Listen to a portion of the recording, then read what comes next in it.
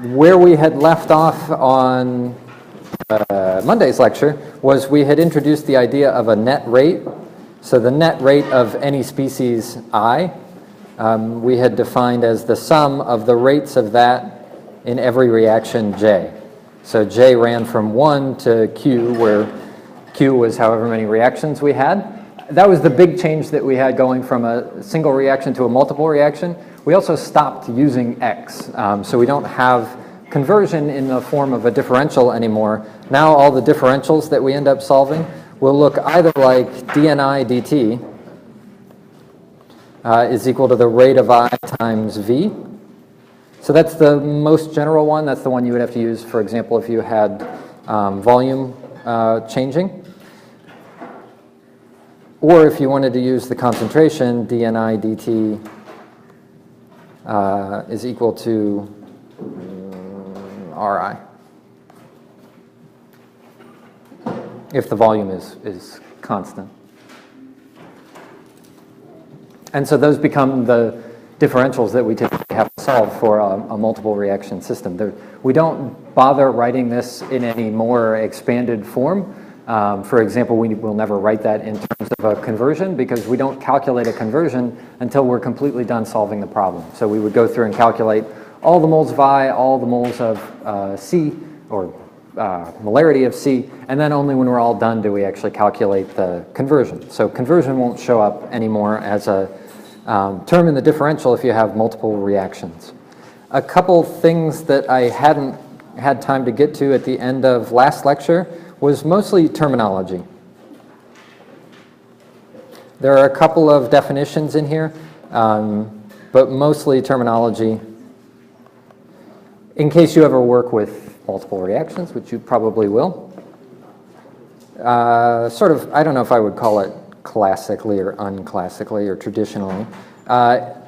There are two species that usually get special notation. So the same way A kind of was a special notation. We will typically distinguish between species D and species U. Those could be anything that you want. And that simply means the desired and undesired components. So typically in the process of making something, we have a desired component that we would like to maximize our production of. And along the way, there is some side reaction that unfortunately takes whatever our reactant was and turns it into something else that we later have to get rid of. And so we can try to design the reactors to favor the desired component and minimize the undesired component. So that's just general terminology. If you ever see the species D and U, that's what we're talking about. I'm going to draw a little grid here. I'm going to sketch it in gray just so that you see what I'm going to do. It's going to be a 2x2 grid like this, so give yourself enough space to do something like that, because that's what's coming next. It's not going to be a particularly large grid. There you go.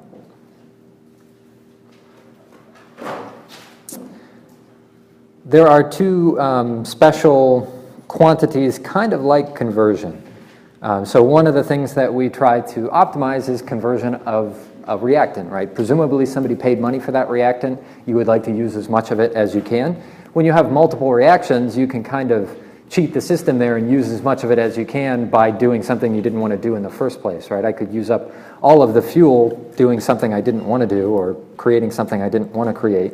And so additional parameters, somewhat like conversion, that help us quantify how quote-unquote good the reactor is. Our first one that's called selectivity.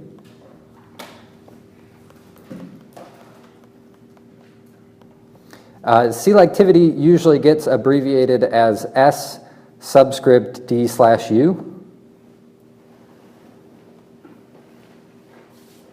And actually, I'm going to move my table to the right a little bit. There we go. So selectivity was one of them, and yield is another one. Yield is usually abbreviated as Y sub D. So typically we're talking about the yield of the desired component. And these are somewhat like conversion when you have multiple reactions in the sense that you will never write a differential equation for any of these. You'll solve a system for a given reactor for a given set of conditions, and then when you're all done, you'll look at the selectivity and the yield to see if things were good or bad. So these won't show up in that ODE function. They'll show up in the middle section of that template that I have for analysis. Both of these come in two different, I guess, flavors, if you want to call them flavors. One is the instantaneous version. Instantaneous? I think I got the yeah, I got that. And overall. Don't laugh at my spelling. It's not nice. It's pretty cold, actually. The only difference between the two of these is the instantaneous actually looks like the variable that we've got there, so it's S and Y. The overall one, to denote between the two, is either S with a squiggle, a tilde on top, or Y with another squiggle, i.e. a tilde on top. So the instantaneous is just S or Y. The overall is denoted with a tilde on top, so it just means the overall one. The definitions aren't too bad. So the instantaneous selectivity S D compared to U is defined as the net rate for species D divided by the net rate for species U. And so you can calculate that for the entire time that the reactor was running, but only after you solve the actual system.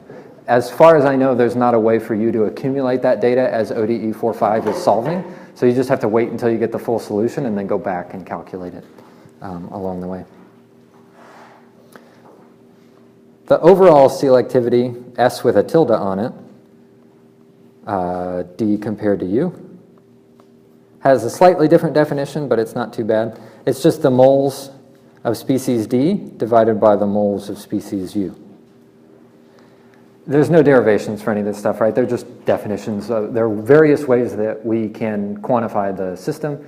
So the overall selectivity, because of the way that it's defined here, also varies as a function of time.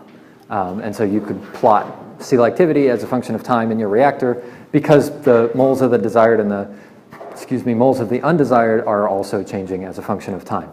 Often we will simply ask what's the selectivity when you're done or at the outlet, and then you're just asking for the last value of ND and the last value of NU. The yield, Y sub D, if you recall back to CENG 100, there's several different definitions of yield that are in practice. If you see a paper or some previous literature that you're looking through that happens to mention yield, you might have to check which definition they're using because they can use different definitions. The yield that we're talking about for instantaneous yield is the rate of production, the net rate of D compared to the net rate of A, where again A is whatever reactant that you were interested in along the way. And the negative sign down there just helps everything become a positive number. It's possible for the yield to be negative. It's pretty rare. Usually it's I screwed up the problem statement if you're getting a negative yield. If it is actually the case that you are getting negative yield in real life, your reactor's kind of messed up. It should typically not be negative, but mathematically there's no reason it can't be. And the instantaneous yield is defined as the moles that you get of species D divided by the change in moles of species A. Did I say instantaneous? I meant overall. So instantaneous is always talking about rates. Overall is talking about moles. And you can plot any of these as a function of time because they're all varying in time. All of which, again, have to be typically evaluated after you solve the problem. So everything that is set here comes after the ODE 45 command. Yeah? Can your overall yield be over or under? Potentially, yeah. So most of these numbers don't scale from like 0 to 1 or something like that. They can be quite large. So selectivities commonly approach like 100, something like that.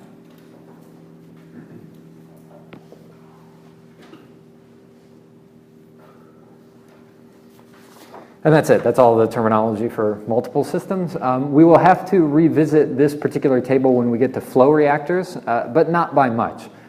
If you want to preview, the instantaneous stuff stays the same. These, instead of just being moles of each of those species, become molar flow rates of each of those species. But we do have to redefine those overall ones just to make them match all the other parameters that we happen to have. So that was the last thing that I had wanted to get to at the end of Monday that we didn't have enough time for. In terms of the energy balance looks pretty nice. We're not going to go through the entire derivation again because the only thing that changes is pretty small. So the energy balance for multiple reactions. I'm going to start off by recalling what it looked like for a single reaction, just to refresh your memory. So that was the change in temperature with respect to time was this fraction. We had Q on top minus delta H of the reaction times R sub, I think it was, we called it A, divided by stoichiometric coefficient of A times the volume. And then on the bottom was the sum of NiCpi. That was I think the most general form that we had started with. We then did a couple of things that kind of made this look maybe a little bit more nasty. We had expanded that delta H so that it was delta H ref plus delta Cp times T minus T ref.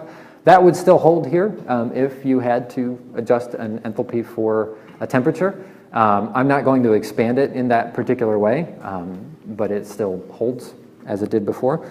We also messed around with the NiCpi. Most of that work was to get that in terms of conversion, the x, so that we could couple it with the differential for x. We're not going to do that anymore for multiple reactions because, again, we don't have a differential for x in that particular term. Q is completely unchanged. There is nothing new about Q. Remember, Q is talking about what's happening outside of the reactor, so how do I get energy into and out of the reactor by like a thermal gradient of some sort. The only thing that's going to change for multiple reactions is this term here.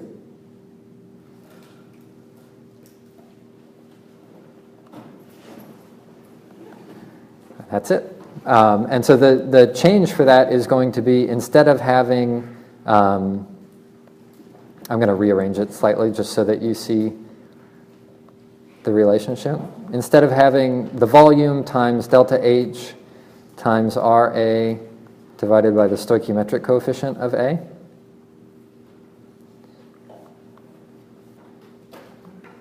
this for a multiple reaction system becomes the sum of delta H, specifically for reaction J, times R Ij divided by nu Ij. And so here again, your sum runs from J is equal to 1 to Q being however many reactions you happen to have.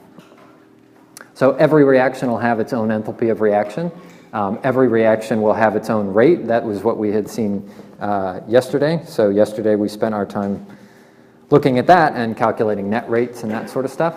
And that is the net rate that is listed there. So it's the, or no, I'm sorry, it's not the net rate. It's the rate of that particular reaction for that particular species. So that's worth noting. This is not the net rate.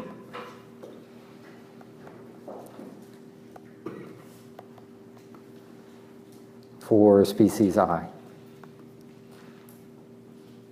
It's just the rate at which whatever species I you have is being consumed or generated within reaction J. So I think if we had our, what was my example from the other day? We had 3 reactions yesterday, I think. Yes. So the rates that, if you look back at that example yesterday, the rates that would go in here are things like RA1. The rates that we had come up with yesterday were RA1, RC2, and RB3. Those are the rates that go inside there. So those are the rates of individual reactions. As opposed to things like R sub A or R sub C or R sub B. These are not the ones that go in there. It's these ones, RA1, RC2, RB3. The stoichiometric coefficient down there on the bottom hasn't changed. It's the stoichiometric coefficient of whatever it is that you've got. So if I wanted to expand that out in terms of, actually, we can just do it for these particular reactions that we've got. If we look at the example from Monday, there's no need for this to be in green.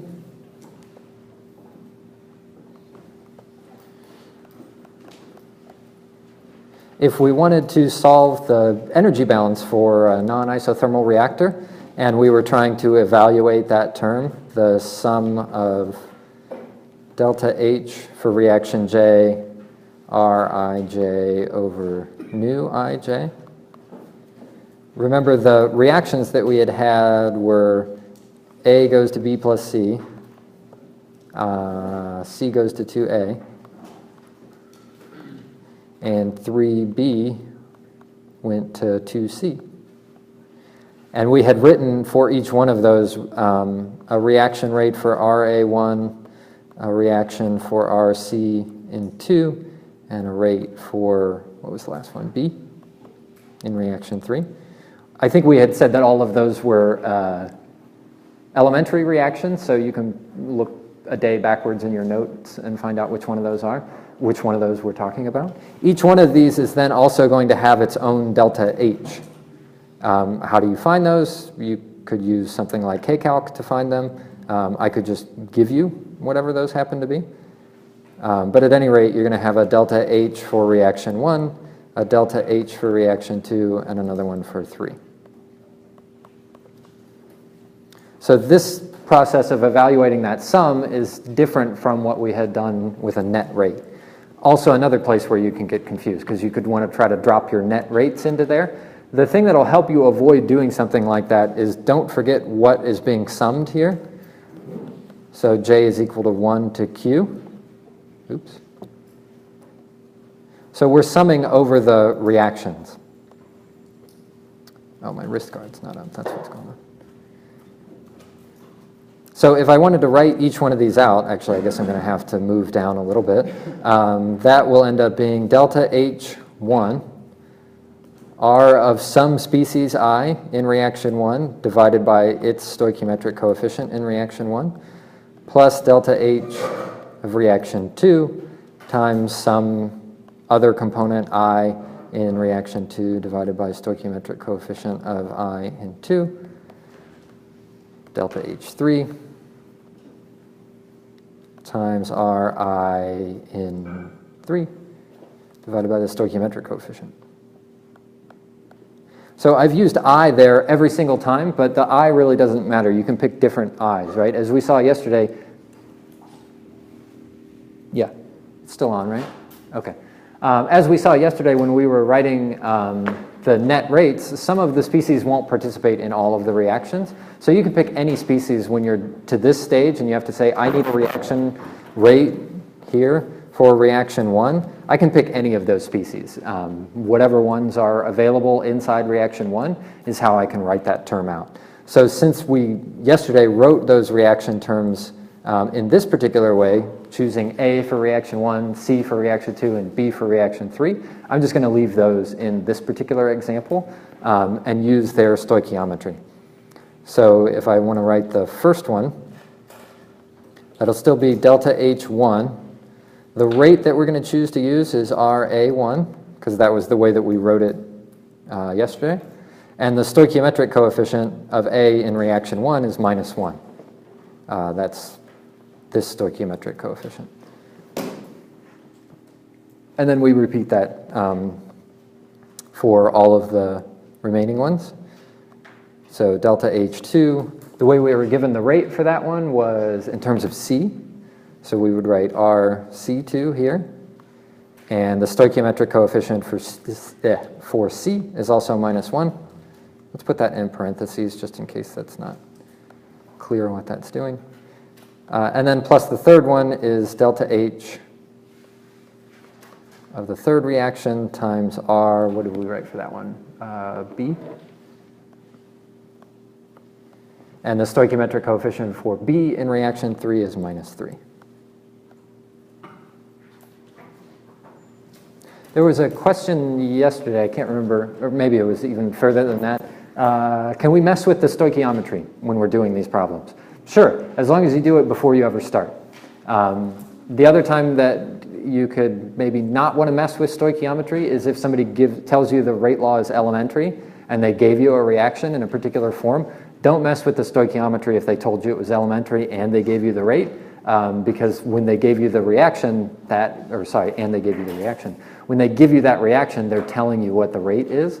But if it's anything else, if it's like non-elementary or you know what the rate is, you can mess with the stoichiometry all you want and it'll get handled down here. Generally, when somebody gives me the stoichiometry, I just leave it in the way that they gave it because I assume there's a good reason they did it. But that's not necessarily the case. This is one of the many places where the stoichiometry will work itself out. And then this is typically the kind of thing that'll just get coded in MATLAB, right? Because each one of those rate terms is going to be huge. If you were to try to put each one of those rate terms inside there, each one could have like a K, a couple of C's, K is in rate constant. It could have another K for equilibrium.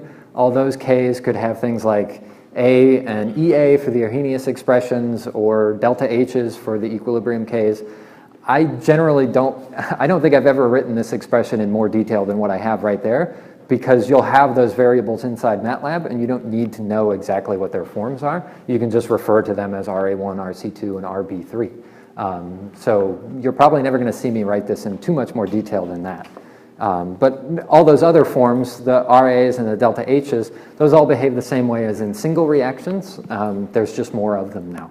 And this is how we end up summing all of those terms together. How come the denominator didn't change? So this was again, the only change, so I circled it here. How come this term didn't change? Because it has nothing to do with the reaction. It just has to do with the amount of stuff that's in there and how much energy does it take to raise the temperature of that stuff by 1 degree Kelvin. And that's why the bottom part doesn't change at all. It's exactly the same. Which kind of makes it, like I said, in my opinion, this is actually easier to write because now I don't have X's and YA naughts and deltas floating around in the top and the bottom and thetas. There are no thetas here. So in my opinion, this is the simpler way to write it. And it still works for a single reaction. There's no reason you have to go use the X's for a single reaction. But for whatever reason, we like to write it in terms of conversion, which can be useful. Sometimes the math there is a little bit better. So if we take that result down here, the sum, and put it back into our energy balance, you can probably tell what's going to happen. I'm just going to rearrange it, but just so that you have an equation that you can box on your notes. So the actual energy balance for a multiple reaction system is dt is equal to Q dot minus V times the sum of delta H for reaction J, Rij over stoichiometric coefficient Ij.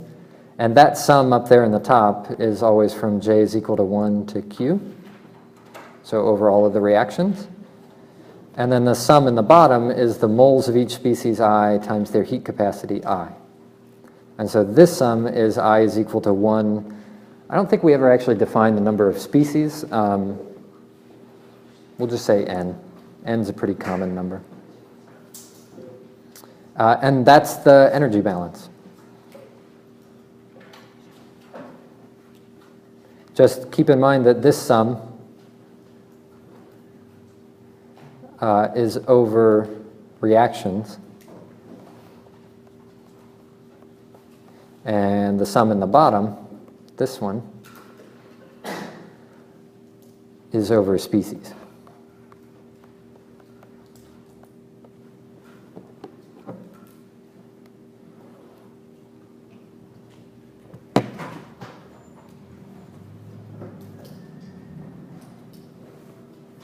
right? Not too bad. Pretty, what's the word for it? Legitimate, I think is the, legit is the phrase that we use. Did you know there's a listserv from the English department just for faculty? And they'll circulate it like once a year, once every other year. And they tell us, if you ever wonder why we do those terrible jokes that are like, oh, that's legit, like I just did, they tell us which words they want us to work on, because if we use them a lot, they will become anathema to you. You will hate using them, you will hate hearing them. That's how we got rid of rad, that's how we got rid of tight. We're working on legit and bro right now. So if you hear those terrible jokes from your faculty members, it is not an accident. Those are the ones we're trying to get rid of right now, legit and bro. So that's legit right there.